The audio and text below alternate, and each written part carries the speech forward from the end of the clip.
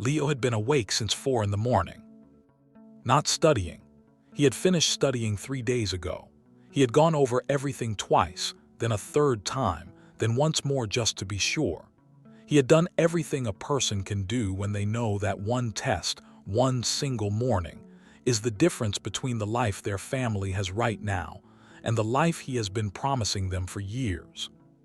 He was awake at 4 because he could not sleep. He lay in the small room he shared with his younger brother Chitty, and he listened to the neighborhood wake up, the generators starting, the early market women, the sound of the day beginning in the way it always began on their street in Mushin, Lagos, which was loudly and without apology. He was 22 years old. He had been in university for 3 years on a partial scholarship that covered tuition, but not housing and not food, and not the 100 other things that being a student required. He had been managing the gap between what the scholarship covered and what living actually cost through a combination of tutoring secondary school students in the evenings, weekend shifts at a construction site in Surulere, and the specific mathematics of a person who has learned to make very little go very far. His mother knew some of this, not all of it. He had kept some of it from her because she would have worried, and worrying was not something she could afford to do without cost. She had her own work. She ran a small provision shop from the front of their house, the same shop she had been running since his father died when Leo was 12. She woke at 5 every morning, opened the shop at 6, and stayed until 9 at night. She had done this for 10 years without complaint. This morning, the morning of the final exam, he was going to change all of that. He had to pass. Not just pass. He needed to score in the top bracket of his engineering class, because if he did, the Okonkwo Foundation Scholarship opened up. Full tuition, full housing, a monthly stipend. The kind of support that would allow him to stop working 2 jobs and start being the student he was actually capable of being. He had been told about this scholarship in his first year. He had been working toward it since then. This exam was the last requirement. He got dressed quietly in the dark. He ate the eba his mother had left covered on the kitchen table the night before with a note that said, "I am proud of you already. Don't forget to eat." He ate it standing at the kitchen counter, reading the note twice. He left the house at 7:20. The exam was at 9. He had time. He had planned to get to the campus early, sit outside the hall, go through his notes one last time, let everything settle. He had planned all of this very carefully. What he had not planned for was the woman on the ground. Now, I am not going to tell you everything that happened next. Not yet, because this story is not as simple as a student missing an exam and getting a scholarship. This story is about what happens in the space between choosing what is right and understanding what it costs you. It is about a family that has been surviving on love and discipline for 10 years. It is about a test that had nothing to do with engineering and everything to do with who you are when nobody is watching, and there is genuinely nothing to gain. It is also about a woman who had not been randomly on that street, and a professor who thought he had the final word, and a decision made in a boardroom 3 weeks later that nobody, including Leo, saw coming. Stay right here. This one is going to stay with you. Like this video if you have ever done the right thing and paid for it, and then understood later why it had to cost you something. Subscribe to Tribal Tales Hub, new story every week. Hit that bell. Drop a comment. What would you have done? The woman on the ground or the exam? We want to know. Leo's full name was Leonard Edwale Okafor.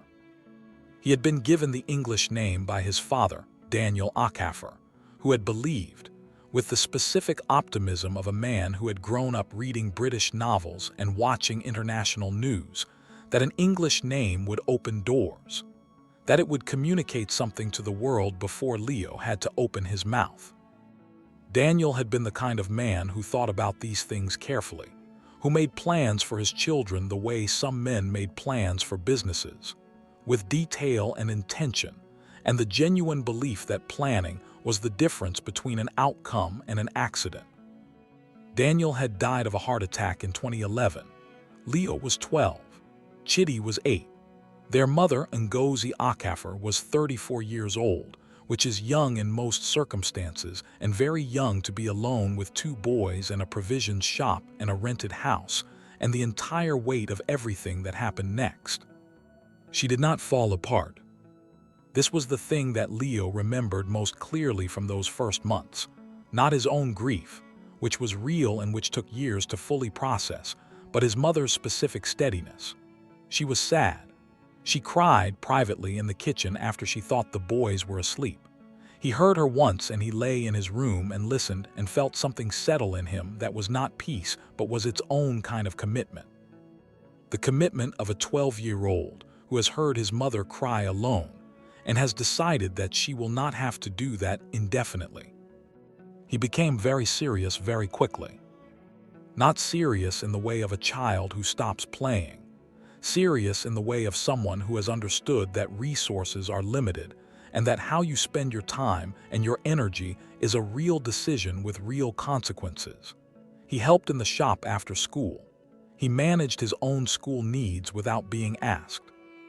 He watched how his mother managed money, the specific arithmetic of it, what went where, what was set aside, what was the irreducible minimum, and he absorbed it the way children absorb things that they live inside rather than observe from outside.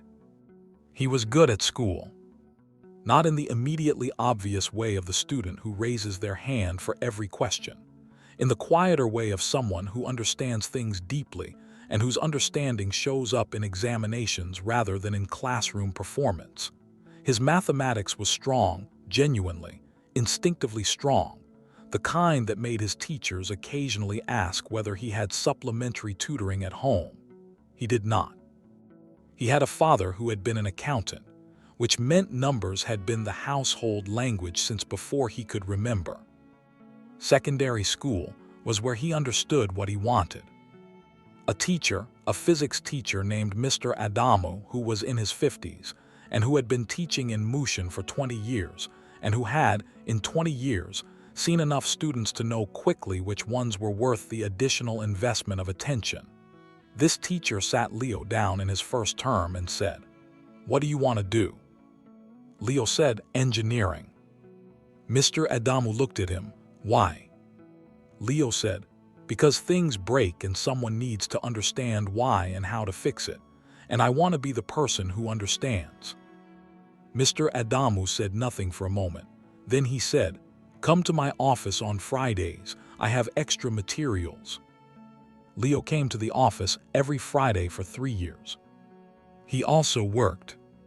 From the age of 15, he was doing things that earned money, first small things, the kind that exist in every Nigerian neighborhood, running errands, helping neighbors, small deliveries.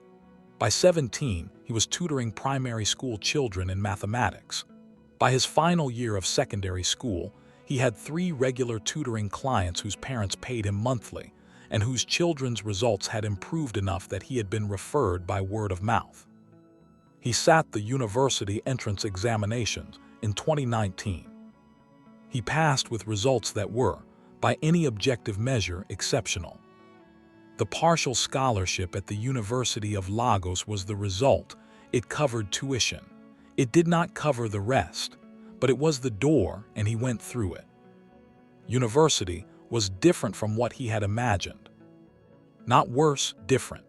He had imagined a place of ideas, of serious people, of learning that was the point rather than the context. The university had all of this. It also had the specific social landscape of a place where some students had arrived with everything and others had arrived with almost nothing, and where the gap between those two groups was visible in 100 small ways throughout every day. He was in the second group. He managed. The tutoring continued at university secondary school students whose parents he found through the same word-of-mouth network, now slightly larger because the university's geographic spread gave him access to a wider area. The construction work started in his second year when the tutoring income dropped during school holidays and the gap became acute. He told his mother about the tutoring. He did not tell her about the construction. She found out eventually. She found out the way mothers find out things their sons have kept from them, which is through the specific information network of a Lagos neighborhood where someone always knows someone. She found out and she did not say anything for 2 days, and then on a Sunday evening when Chidi was out, she sat down across from Leo at the kitchen table and she said, "The construction work." He said, "Mama." "No," she said, "listen, I want to tell you something."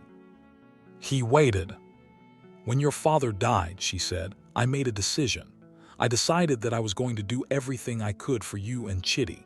Not everything possible, everything I could, and I have been doing that. But what I did not decide, what was never part of my plan, was for you to carry what I carry. You are a student. Your job is to learn. My job is everything else." He looked at her. "I need to help," he said. "You help by passing your exams," she said. "That is the help I need." He tried to explain the gap, the numbers, the specific arithmetic of what he needed and what was available. She listened to all of it. When he finished, she opened her bag. She put an envelope on the table. "This is what I have been saving," she said. "Since you got into the university, every month something went in here. I was saving it for when you needed it, and I think this is when you need it." He looked at the envelope. He looked at her. "You have been saving for 3 years," he said. "Yes," she said. "While running the shop," he said. "That is what savings are," she said. "You set aside what you can from what you have. Your father taught me that." He held the envelope. "The Okonkwo scholarship," he said. "I am going to apply this year if I get it." "If you get it," she said, "we celebrate. Right now we manage with what we have." He nodded. "The construction work," she said, "reduce it. Not stop. Your hands and your back are going to need to last you the rest of your life, and I am not going to let you destroy them before you are 30. "Okay," he said. She reached across the table and put her hand on his. "Eat more," she said. "You are thinner than your father ever let himself get." He smiled. She smiled back. It was the smile she had, the one that was completely herself, the one that had survived 10 years of running a provisions shop alone and raising 2 boys and crying in kitchens after midnight. The smile that said, "We are still here." He went back to his room. He opened the Okonkwo Foundation scholarship requirements on his laptop. He began planning the final year. The final year was the most intense academic period of his life. The Okonkwo scholarship required a minimum final year average of 78% and a passing score on a comprehensive final examination in the candidate's major discipline. The examination was specifically designed for scholarship candidates. It was harder than the regular final exam, longer, and assessed not just knowledge, but the application of knowledge to problems that had no clean answer. Leo had been preparing for it since September. By November, he had worked through every past paper he could find. By December, he had identified the conceptual areas that the examiners repeatedly returned to, the specific types of problem that appeared in different forms across different years. He had built a revision framework that addressed those areas systematically. He had also been managing the rest of his life. The tutoring had reduced, as his mother asked. The construction work was down to 1 weekend shift per month rather than every weekend.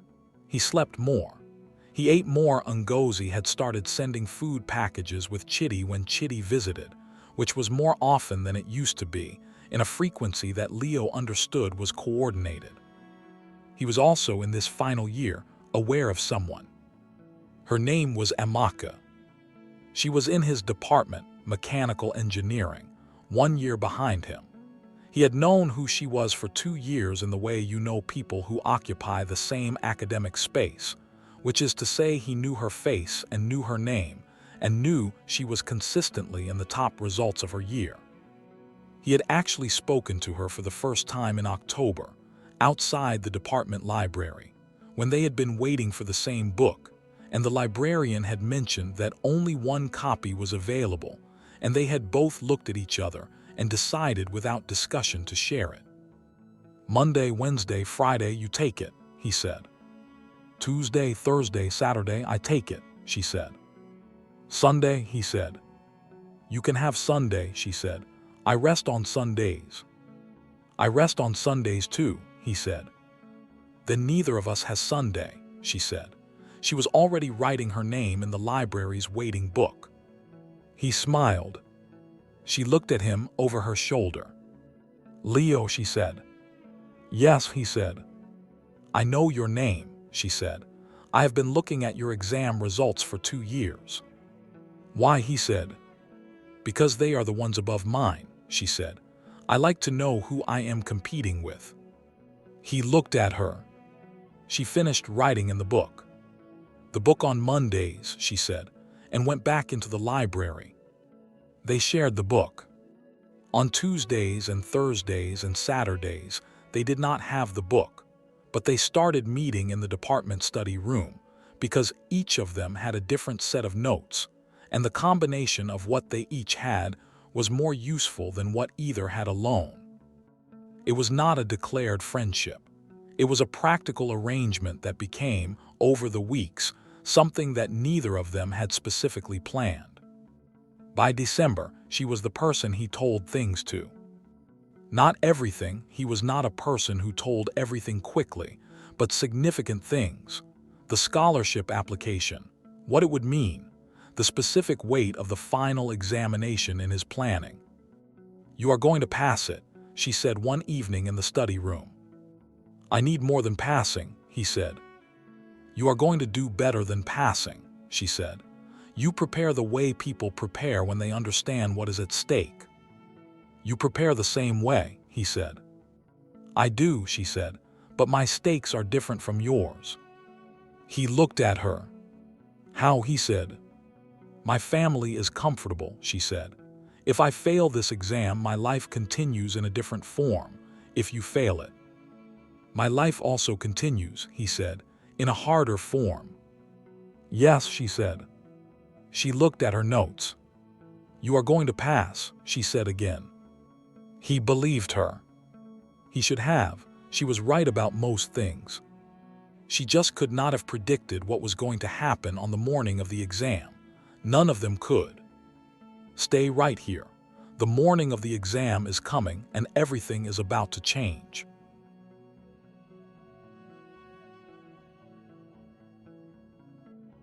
The morning of the examination was a Thursday in January. Lagos in January is dry season. The Harmattan wind from the north had been doing its specific thing for 2 weeks, carrying fine dust that settled on everything and made the mornings cool in a way that the rest of the year did not. Leo felt it when he stepped outside the house at 7:20, the cool and the dust, and the specific quality of a morning that was demanding you be awake. He had eaten. He was dressed. His backpack had his student ID, his examination slip, 2 pens, a pencil, and a bottle of water. He had chosen everything carefully the night before. He had not gone over his notes after 8 in the evening because he had read somewhere, and his own experience confirmed that cramming the night before an examination was less useful than sleep, and that sleep was less useful than a calm morning. He was calm. Not the calm of someone who was not afraid. The calm of someone who had done everything that could be done, and who had reached the point where the outcome was going to be what it was going to be based on what he already knew, and what he already knew was, he believed, sufficient. He took the bus to the stop nearest the university. 20 minutes. He would walk from there, 15 minutes on a normal day, 10 if he moved quickly, and he had 40 minutes to spare. He got off the bus at 8:15. He walked the first street normally. The second street had a junction that he turned at, heading in the direction of the campus main gate. He saw her at the junction. She was on the ground. Not sitting on the ground, her back against a concrete pillar that was part of a fence, her legs extended in front of her. She was in her 70s, he thought, or perhaps older. The Harmattan and age together did specific things to a face that made precise estimation difficult. She was wearing a good dress, Not expensive in the current market sense, but good in the way of things that had been quality once and that had been maintained carefully. Her head wrap had come partially loose. A small bag was on the ground beside her. She was breathing. He could see that from where he was standing. Her chest was moving. She was alive. But she was on the ground, and she was not moving, and her face had the color of someone whose body was doing something that was not ordinary. He checked the time, 8:15. He looked at the street. There were other people, 2 men walking quickly on the far side of the road, a woman who passed the junction without slowing down, a motorcyclist who did not look. Everybody was going somewhere. It was 8:15 on a Thursday morning and the city was moving. He stood for 3 seconds. 3 seconds is long enough to make a decision. He walked to her. He crouched. "Ma," he said, "can you hear me?" Her eyes opened. They were dark and clear, and they were looking at him with the specific attention of someone who is in difficulty and is processing the arrival of help. "My chest," she said. The voice was thin. Not weak, she was not weak, but thin in the way of someone who is spending their energy on something internal and does not have surplus for volume. "Your chest," he said. "Pressure," she said. "Since this morning I was trying to get to," she stopped. She breathed. "To the pharmacy, the one on the next street." He looked at her face. He thought, pharmacy for self-medication, which means she has had this before, which means she knows what she needs. He thought, or she is trying to get help, and the pharmacy is the nearest medical presence she knows. He thought she should not be walking anywhere. "Is there someone I can call?" he said. "My son," she said, but his phone, she stopped again. "He is in a meeting." "Which clinic is nearest?" he said. She thought about this.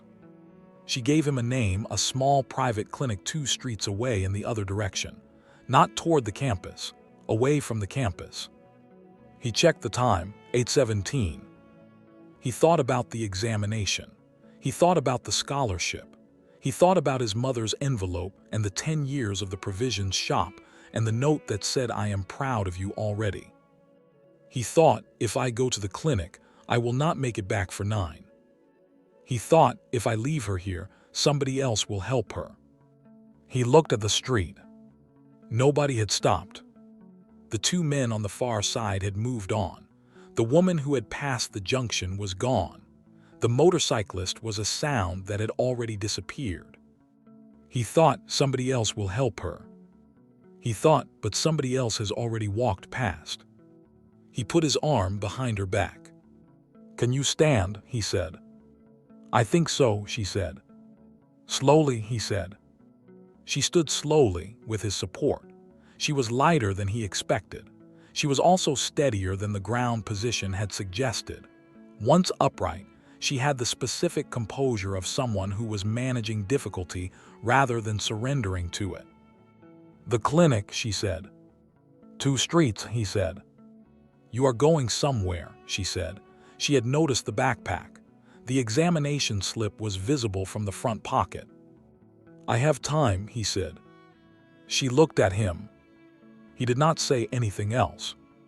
They walked 2 streets in the Harmattan morning with an elderly woman who was keeping pace better than he expected, but whose breathing was the specific careful breathing of someone managing something in their chest. He matched her pace.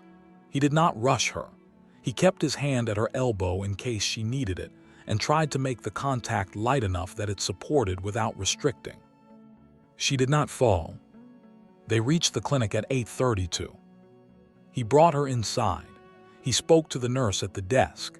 He explained what he had observed, where, when, the chest pressure she had described, the specific way she had been positioned when he found her. The nurse took this information with the focused attention of a professional who understood the relevant facts and acted on them. They took her immediately. Not into an emergency room, into a consulting room. The clinical assessment would be quick, the nurse said. They would stabilize and then decide on the next steps. He waited. He sat in the plastic chair in the small waiting area of the clinic, and he waited, and he checked the time. 8:37. 23 minutes to the examination. The clinic was a 10-minute walk from the campus under normal conditions. If he left in the next 5 minutes, he could make it. He looked at the consulting room door. He thought, she is inside, she is being seen, she is in the right place, the medical professionals are there. My presence is no longer necessary. I can go. He thought, she came in with no family member. She does not know where she is in a medical sense because she was trying to get to a pharmacy, which means she had not yet had a clinical assessment. Her son does not know where she is. He thought, I can go. He stayed. He stayed because he thought of his mother crying in the kitchen, and he thought of Daniel, and he thought of the 10 years of the provisions shop, and he thought, what kind of man do you want to be? He stayed for 40 minutes. By 9:15, the doctor came out and told him that she had been stabilized, and that her son had been reached by phone and was on his way, and that the immediate danger was managed. The doctor also said that the patient had specifically asked him to speak to the young man who had brought her in. He went to the consulting room. She was in a chair now, not on a bed sitting. She looked better. The color in her face was more ordinary. She looked at him. You stayed, she said. Yes, he said. You had an exam, she said. She was looking at the examination slip that was still visible in his front pocket. It is all right, he said. She looked at him with the expression of someone who knew it was not all right, and who understood that he was choosing not to say so. What is your name? She said. Leo, he said. Leonardo Akafor. Leo, she said. My name is Martha, Martha Okonkwo. He looked at her.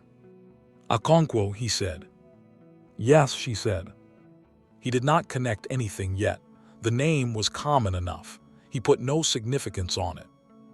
Your son is coming, he said. He is coming, she said. Leo, I want to. You don't need to, he said. I do, she said. When I was on the ground, I saw people walk past, several people, and you stopped. I was the one closest, he said. No, she said. There was a man 10 meters from me when I sat down. He looked at me and walked on. You were further away than he was. You came from across the junction. He said nothing.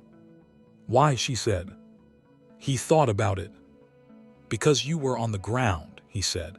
That's the whole reason. You were on the ground and it was clear you needed help and I was there. She looked at him. And the exam, she said. I will figure that out, he said. Her son arrived at 9:45. He was a man in his late 40s, well-dressed in the specific way of Lagos professional, moving with the energy of someone who had left whatever he was doing the moment he received the call and had not slowed down since. He was at his mother's side immediately, his hand on hers, his eyes doing the rapid assessment of a person checking that someone they love is actually all right. Then he turned to Leo. You brought her here, he said. Yes, Leo said. From where? The man said. Leo described the junction. That is 300 meters from here, the man said. She walked that. Slowly, Leo said, with support. The man looked at him. I need to get to the university, Leo said.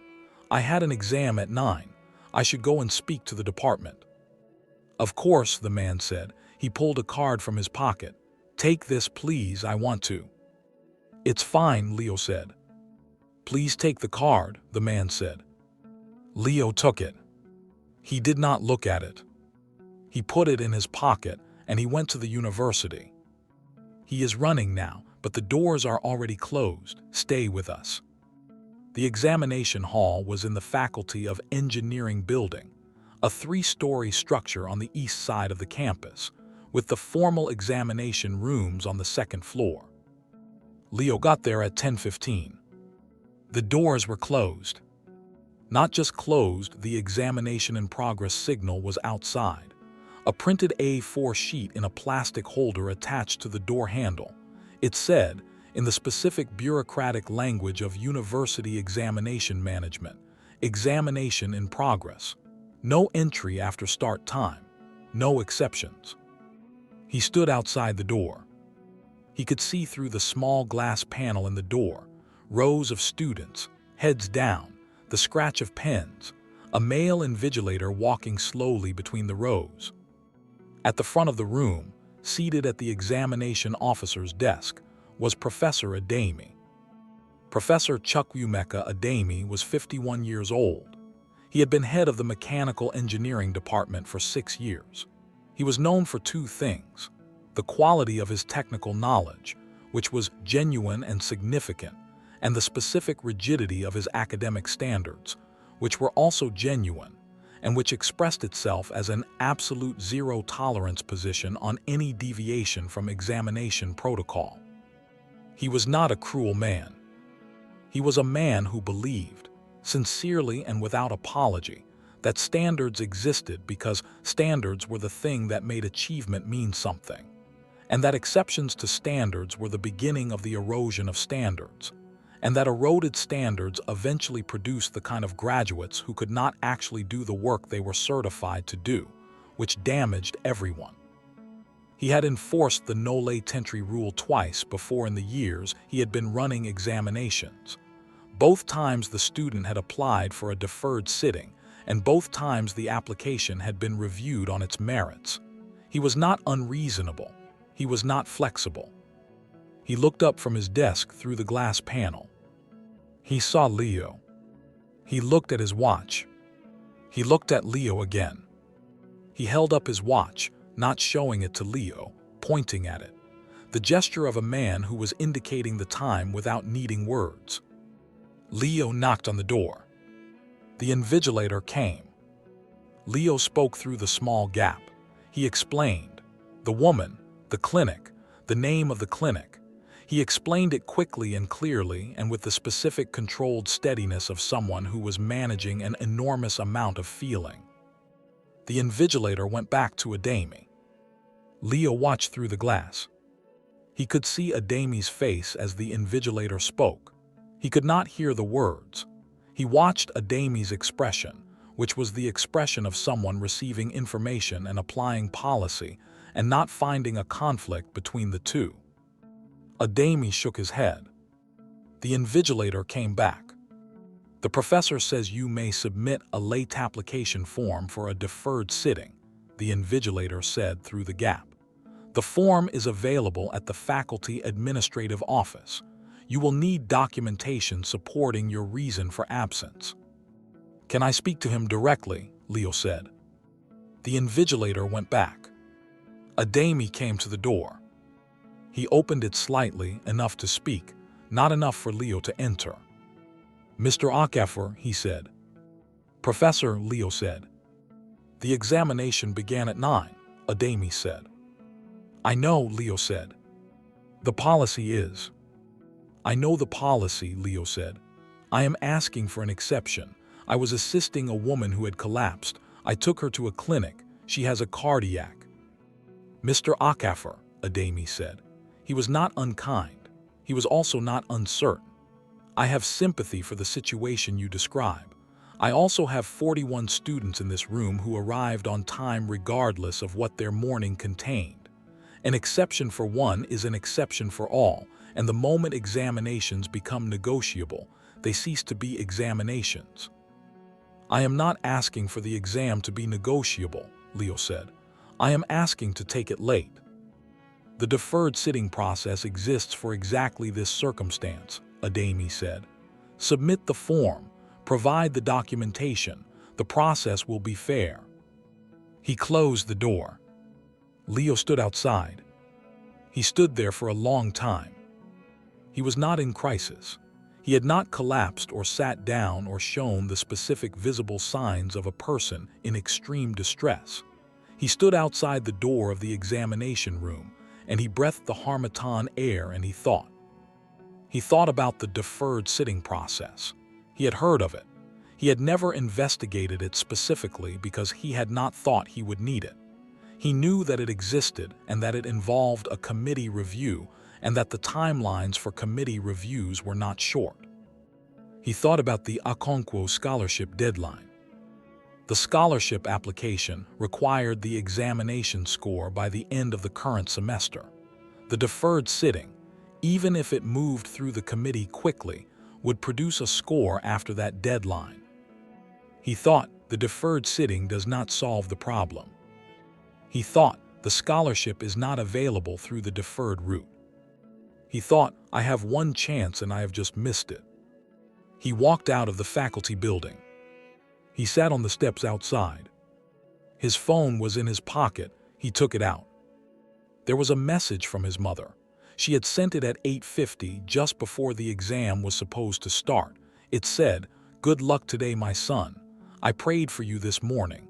Whatever happens, I am proud of the man you have become. I love you." He stared at the message. He thought about calling her. He thought about what he would say. He thought about the provisions shop and the envelope she had been filling for 3 years, and the note that said, "I am proud of you already." He could not call. He sat on the steps for 20 minutes. Then he stood up and he went to the faculty administrative office, and he got the deferred sitting form, and he filled it in, and he submitted it with a brief written account of the morning.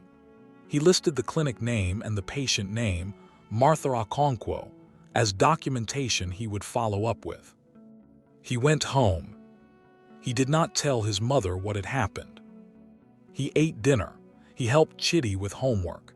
He listened to his mother talk about the shop and a new supplier she was considering and a neighbor's wedding that was coming up. He made the appropriate responses. He was present. After Chidi went to bed, Ngozi looked at him. "How was the exam?" she said. He looked at her. "I will know the results in a few weeks," he said. This was true. He had not lied. He had simply answered a different question than the one she asked. She looked at him for a moment with the specific look that mothers have. "You did your best," she said. "Yes," he said. "Then that is what matters," she said. He went to his room. He lay on his bed and he looked at the ceiling and he thought, Martha Okonkwo. He took out the card that the son had given him. He looked at it. The card said, Emeka Okonkwo, Chief Executive Officer, Okonkwo Technology Solutions. He looked at the card for a long time. He put it on his nightstand. He closed his eyes. He thought about the woman on the ground. He thought, I would do it again. He thought, that is the most painful part. That is exactly the most painful part. He thought, I would do it again, and the result would be the same, and I would still do it again. He fell asleep. This is not the end of the story, not even close. Stay right here. Bell subscribe to Tribal Tales Hub if you haven't already, because what happens next is not what anybody expected, including Leo. 3 days after the examination, Leo was at the construction site. He had gone back to the weekend shift, not because the financial pressure was different from before, but because being still was more difficult than being busy, and the construction site at least gave him something to do with his hands while the rest of him worked through what was happening. He was on the second level of the structure, a commercial building going up in Surulere, carrying reinforcement bars with 2 other site workers when his phone vibrated. An unknown number. He almost did not answer. Unknown numbers on a construction site at 8 in the morning were usually the wrong type of call. He answered, Leo Akafer. A man's voice, professional, the specific cadence of someone who was used to conducting calls with purpose. Yes, Leo said. This is Emeka Okonkwo. You helped my mother on Thursday. Leo stopped walking. Yes, he said. Are you available to meet today? Emeka said. Leo looked at the reinforcement bars in his hands. I am working, he said. A pause. What time do you finish? Emeka said. 3, Leo said. I will send a car for you at 4, Emeka said, if that is acceptable. Leo thought.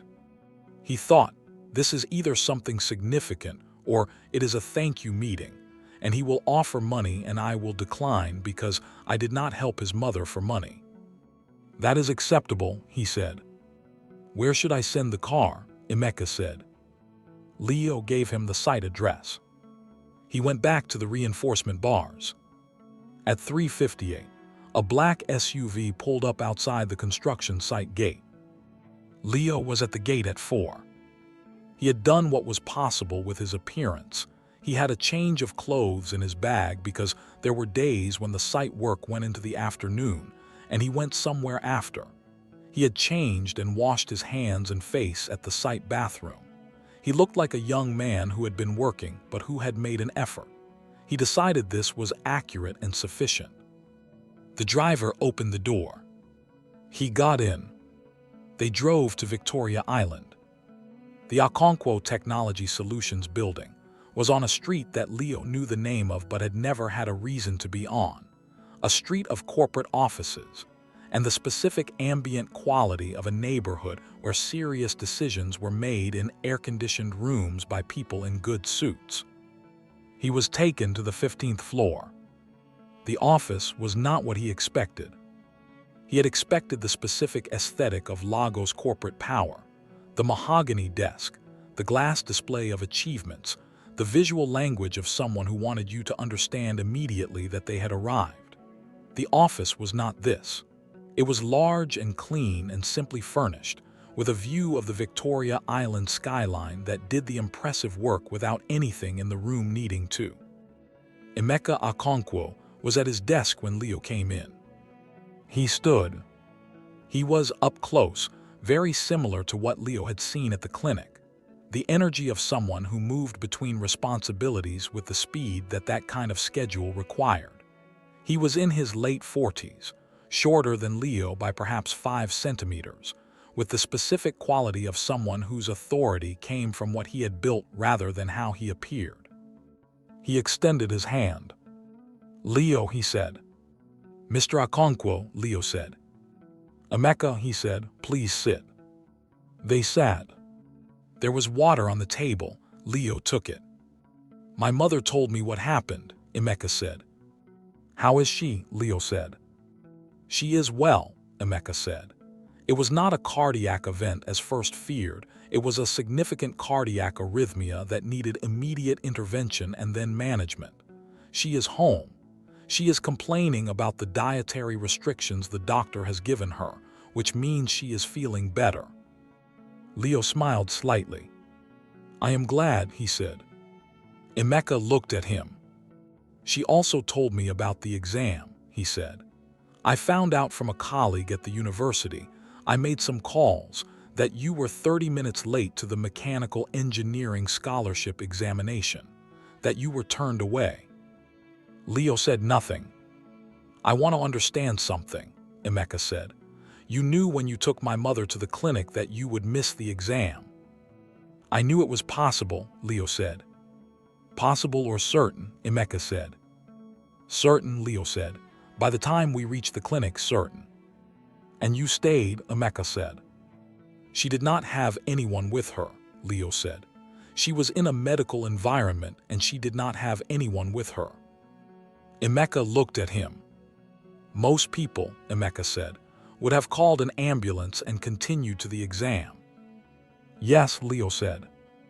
"But you did not," Emeka said. "No," Leo said. Emeka was quiet for a moment. "Why?" he said, not aggressively, with genuine curiosity. Leo thought about how to answer this. "'Cause if I had called an ambulance and walked away," he said, "I would have been making a calculation. The calculation would have been, I have done the minimum required, the minimum is sufficient, I can go.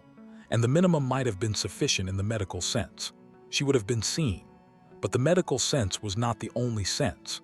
She was alone and she was frightened, and she was in a place she had not planned to be in, and someone being there was. It was the thing that I could give that a phone call could not." Emeka looked at him. "And the scholarship," he said. "I will apply next year if the process allows it," Leo said. "Or I will find another path. There is always another path." "Do you believe that?" Emeka said. Leo thought about it honestly.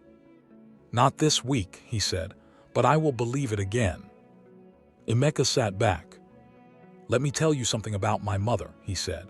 "Martha Okonkwo is 71 years old.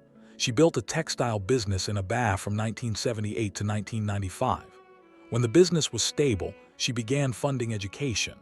Scholarships, not the kind attached to a university, privately funded, personally managed. She found students and she funded them, and she asked nothing in return except that they did their best work and that they understood where the money came from." Leo listened. "In 2001, Emeka said, she formalized this as the Okonkwo Foundation. She endowed the foundation with a significant portion of the textile business proceeds, and she placed the scholarship program under the foundation's management. The foundation funds 12 scholarships annually at 4 universities, including the University of Lagos." Leo was very still. "The Okonkwo Foundation Scholarship," he said. "Yes," Emeka said. Leo looked at him. He thought about the card on his nightstand, the name on it. He thought about the examination slip in his front pocket. He thought about 3 years of building toward one examination and one scholarship that bore the name of the woman he had brought to a clinic on Thursday morning. He looked at Emeka. "She knew," Leo said. "It was not a question." "No," Emeka said. "She did not know who you were. She did not know you were a scholarship candidate. She does not know anyone's individual scholarship status. That is managed by the foundation administrator." "But she found out," Leo said. "She found out 2 days ago," Emeka said. "When she asked me to find out who you were and what had happened, my assistant looked into it." "And," Leo said. Emeka looked at him. "She was very upset," he said. Leo looked at him. "Not at you," Emeka said. "At the situation. At the fact that a student had missed the scholarship examination because he had stopped to help someone who happened to be the person whose family funds that scholarship." Leo was quiet. "She called me," Emeka said. "She was very specific. She said, 'Find this young man, tell me exactly what he needs, and then we are going to have a conversation about what the foundation can do.'" "Mr. Okonkwo," Leo said. "Emeka," he said. "Emeka," Leo said. "I did not stop because of the scholarship. I did not know who she was." "I know," Emeka said.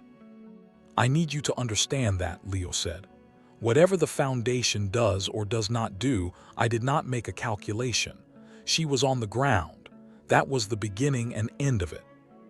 Emeka looked at him. "I know," he said again.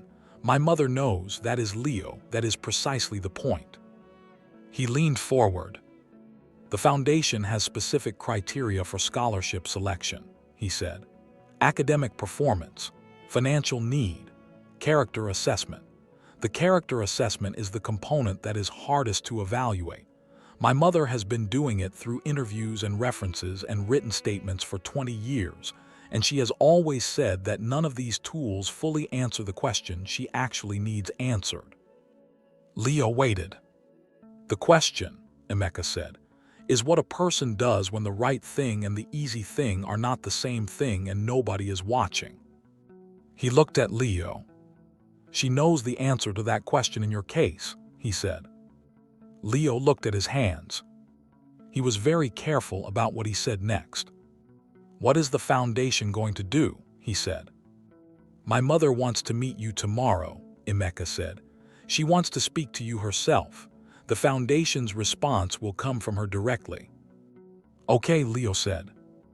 "I want to tell you one more thing," Emeka said. "Before you meet her, I want to tell you about my mother, not the foundation side, the personal side."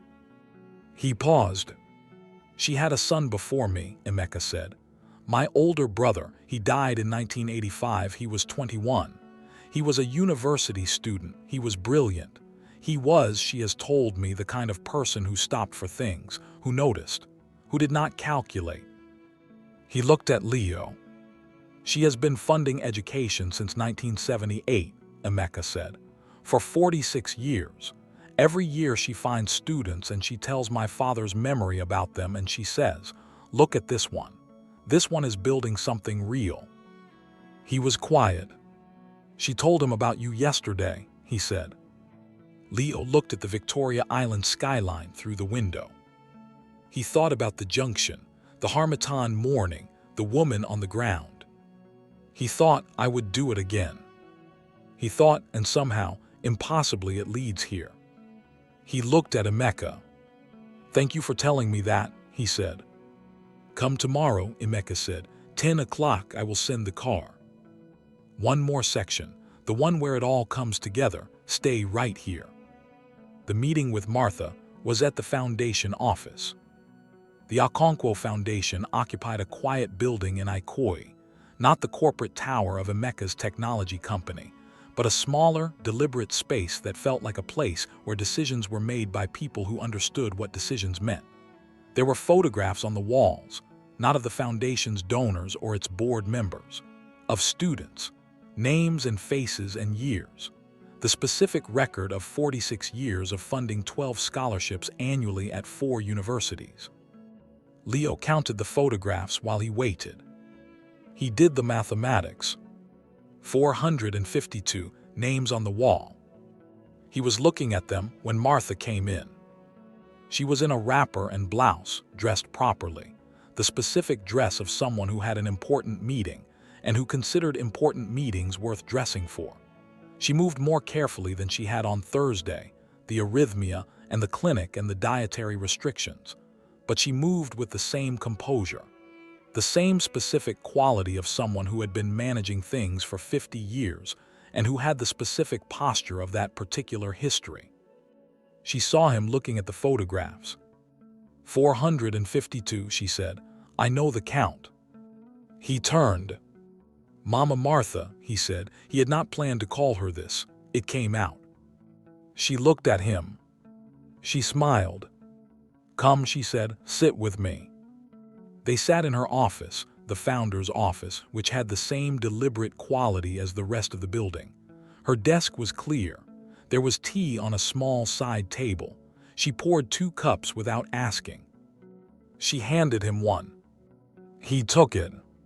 "You did not tell your mother," she said. "About missing the exam," he said. "Yes," she said. He looked at the tea. "Not yet," he said. "Why not?" she said. "Because I didn't want her to feel responsible," he said. "She would feel responsible. She would think that if she had found more money, or if the scholarship process had been different, or if she would find a way to make it her fault. And it is not her fault. And so I am waiting until I understand the full picture before I tell her the full picture." Martha looked at him.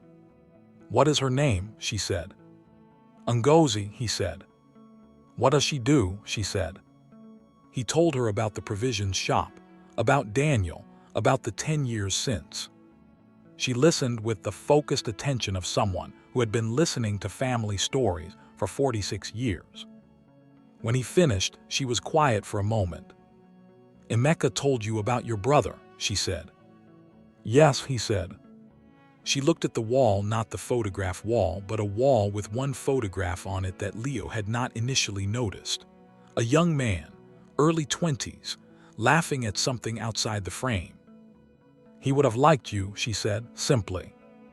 "I am sorry," Leo said. "Don't be sorry," she said. "He was here and he was good, and now other people are here being good, and that is the whole point." She turned back to Leo. "I need to tell you what I have decided," she said. He waited. "The foundation scholarship," she said, "is a full scholarship. Tuition, housing, stipend. It runs for the duration of the degree. For final year students who have met the academic requirements, as you have, it also includes a guaranteed position in one of our partner organizations upon graduation." "I know," Leo said. "The examination I commissioned for this cycle," she said, "was designed by Professor Ademi and 2 other faculty members. It was designed to test technical mastery. That examination serves its purpose and I respect it." She paused. It does not test what I actually want to know, she said. What do you want to know? He said. What you showed me on Thursday morning, she said. What you do when the right thing and the easy thing are not the same thing. He looked at her. But I cannot build a scholarship program around chance encounters, she said. I cannot say, we will fund whoever happens to stop for the right person on the right morning. That is not a program. That is luck. He understood what she was saying. So what do? He said. I make a decision, she said. In 23 years of running this foundation, I have made 12 exceptions to the standard process. 12 times in 23 years. I have never made an exception I regretted. She opened the desk drawer. She took out an envelope. It was gold sealed, the foundation seal, which Leo had seen on the scholarship literature. She placed it on the desk between them. This is an exception, she said. You met the academic criteria before Thursday. You demonstrated everything else on Thursday. The committee has been convened and has reviewed the documentation and has agreed. He looked at the envelope. The committee, he said. I presented your case, she said. The deferred sitting application you submitted included the clinic name and my name as the patient. When Emeka brought this to my attention and I requested the committee review, the committee reviewed it within 24 hours. She pushed the envelope toward him. Open it, she said. He picked it up. He opened it. Inside, a letter, 1 page, the Okonkwo Foundation letterhead, the specific formal language of an official award. He read it. Full scholarship, housing, stipend, effective immediately for the remainder of the degree, and at the bottom, a paragraph that was not the standard scholarship language, a paragraph that had been added specifically to this letter. He read the paragraph. The Okonkwo Foundation takes particular note of the specific circumstances of this award. Mr. Okafor's candidacy was assessed not through a formal examination, but through the most reliable measure of character that any scholarship program can hope to access, the observation of conduct under genuine personal cost, without knowledge of observation or prospect of reward. This foundation was established to fund people who build things. We believe Mr. Okafor is such a person. He put the letter down. He looked at Martha. His eyes were wet. He was not embarrassed about this. There is one more thing, Martha said.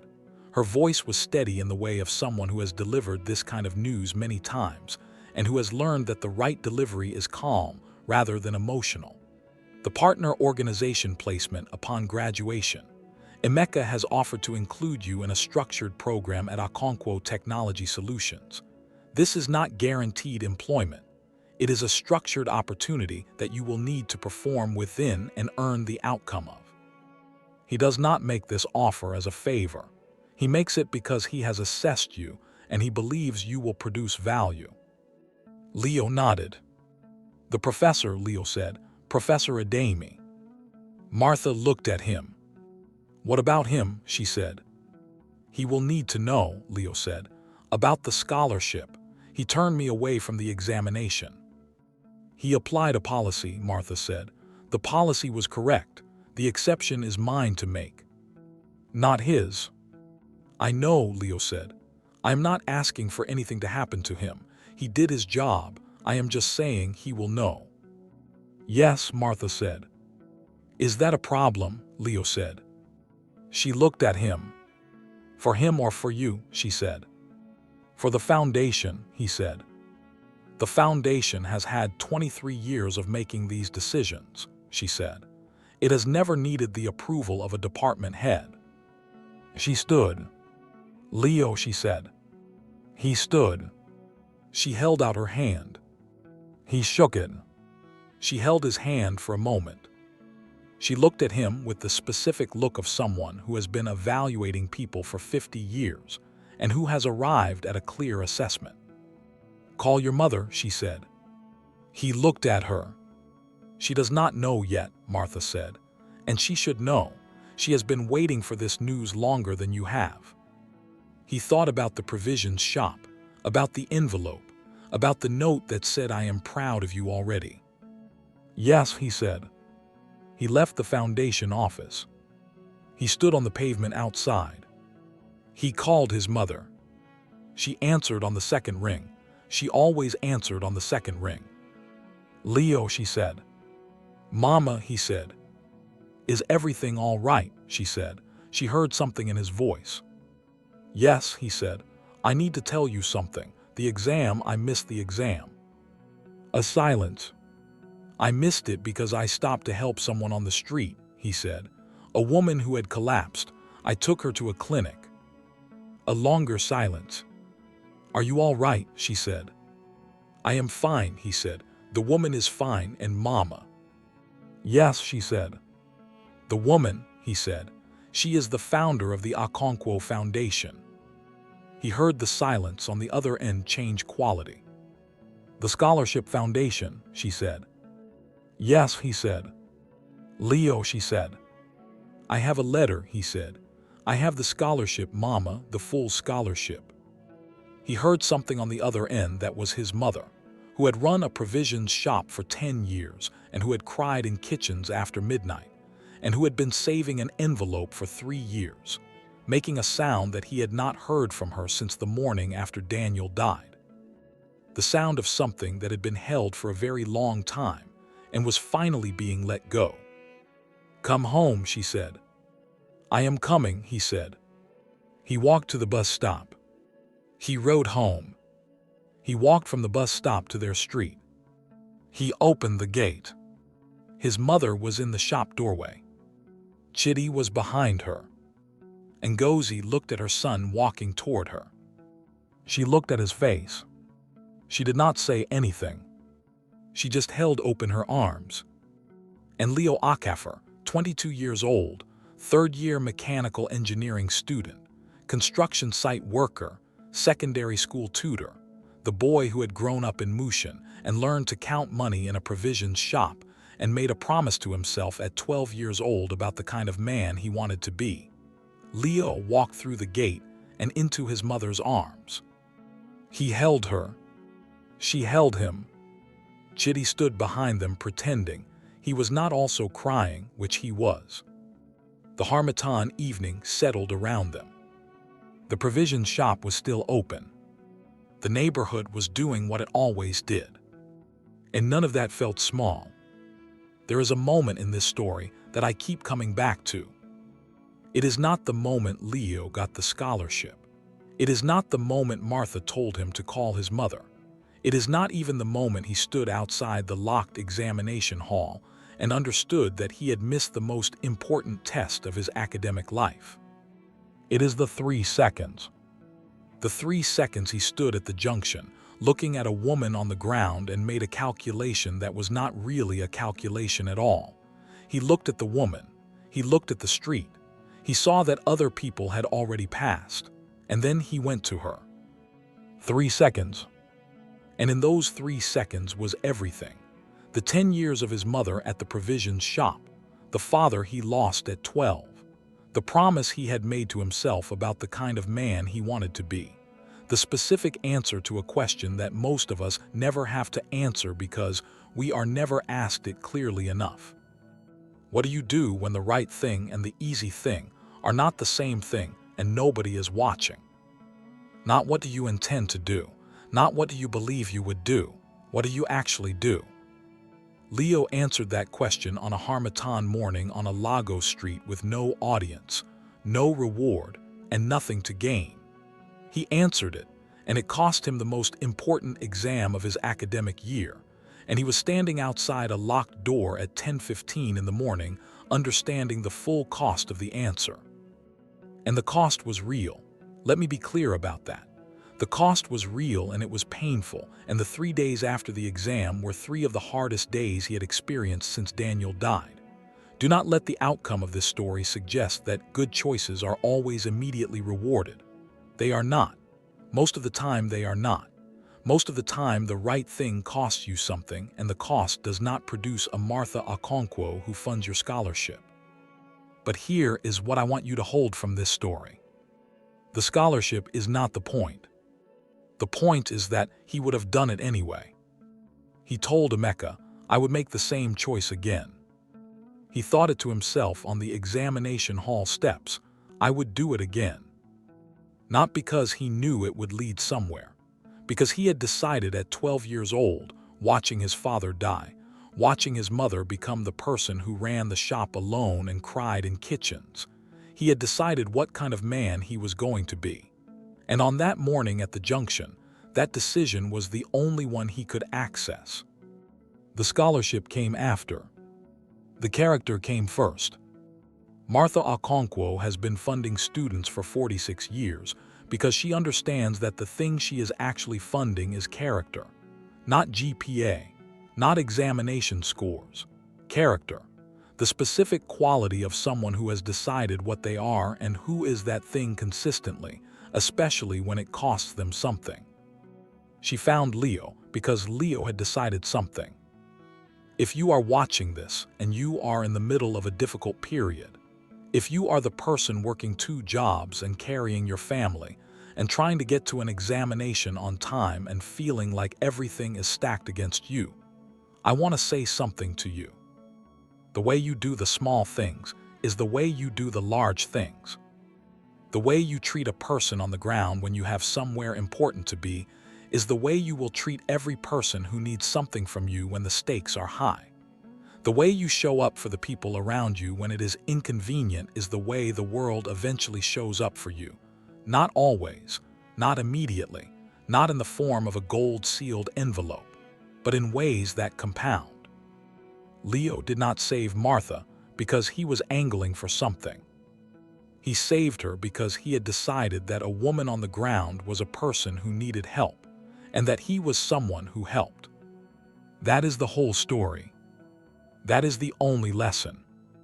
Be the person who stops. Not because the universe will reward you, but because you have decided what kind of person you are, and that kind of person stops. This has been Tribal Tales Hub. If this story did something for you, if the 3 seconds stayed with you like this video, 1 click, it tells us to keep bringing you stories like this one. Subscribe to Tribal Tales Hub. Every week, a new story that stays with you. Real stories, emotional stories, stories about people who choose to be the person they decided to be even when it costs them something. Hit that bell. Be there when the next one comes. Comment below. Tell us, have you ever done the right thing and paid a real price for it? Tell us what happened and what came after.